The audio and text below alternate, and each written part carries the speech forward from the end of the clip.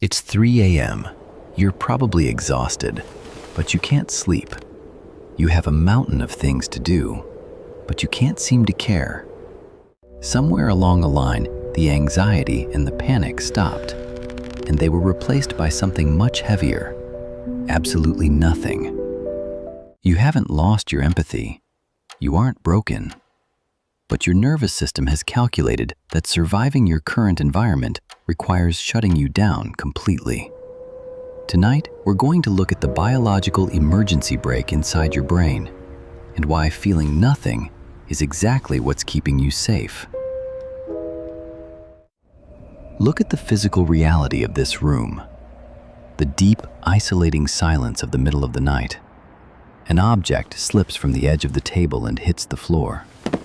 Under normal, regulated circumstances, your body would naturally flinch. You would reach out. You would react. But tonight, your physical form simply refuses to move. Your eyes register the event, yet the electrical signal never translates into physical motion. You are trapped in a state of suspended animation. When you are locked inside this heavy, profound disconnection, society is very quick to assign a moral label. People might call it laziness. They might call it a lack of discipline, apathy, or a failure of willpower. But laziness implies a conscious choice to avoid effort for the sake of comfort. What you are experiencing right now is not comfortable.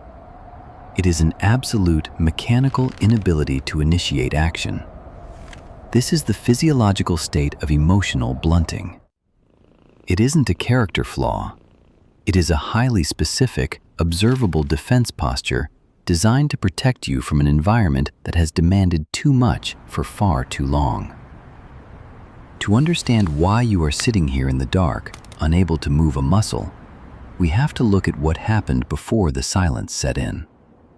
You didn't just wake up like this out of nowhere. For months, perhaps even years, you have been operating under intense, unresolvable chronic stress.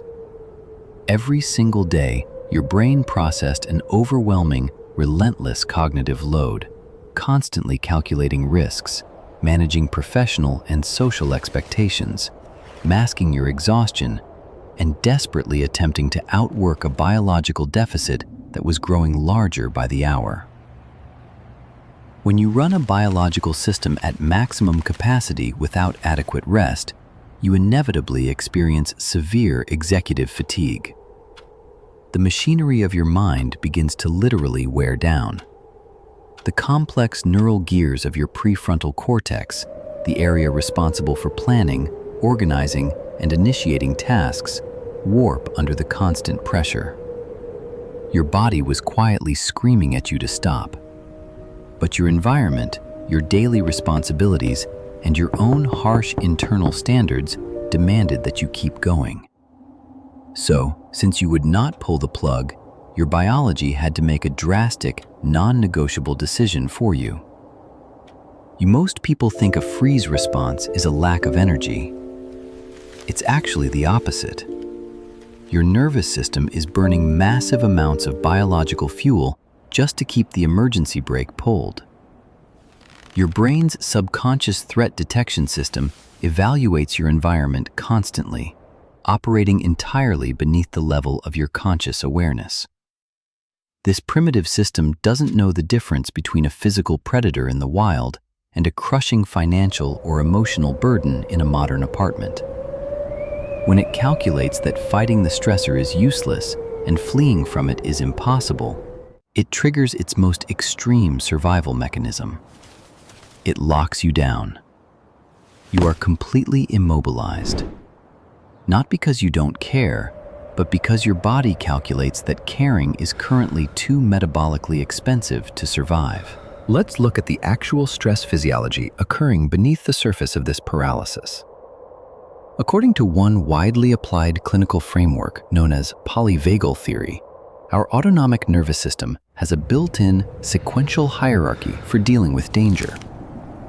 When the highly active, mobilized fight-or-flight pathways fail to resolve a long-term crisis, the system drops into its most primitive, ancient defense layer, the dorsal vagal complex. This neural pathway is a major branch of your parasympathetic nervous system. We often associate the parasympathetic system with a relaxed state of rest and digest. But in the state of perceived life threat or extreme system overload, this specific branch serves a very different primary function: total immobilization. It drastically slows your heart rate. It depresses your respiratory rhythm to the bare minimum. It diverts blood flow away from your extremities. It initiates a systemic, body-wide shutdown to conserve whatever tiny fraction of energy you have remaining in your core. This biological lockdown is the exact reason why you experience anhedonia, that terrifying, hollow inability to feel pleasure, motivation, joy, or connection. The numbness you are feeling is not a psychological disease eating away at your humanity. It is interoceptive muting, a protective sensory shield. Your nervous system has intentionally severed the connection to your internal emotional dashboard, so the blaring warning lights stop blinding you. You are numb because feeling the full, crushing weight of your exhaustion all at once would simply be too much for your hardware to bear. Understanding this mechanism doesn't instantly fix the exhaustion, but it does change the assignment.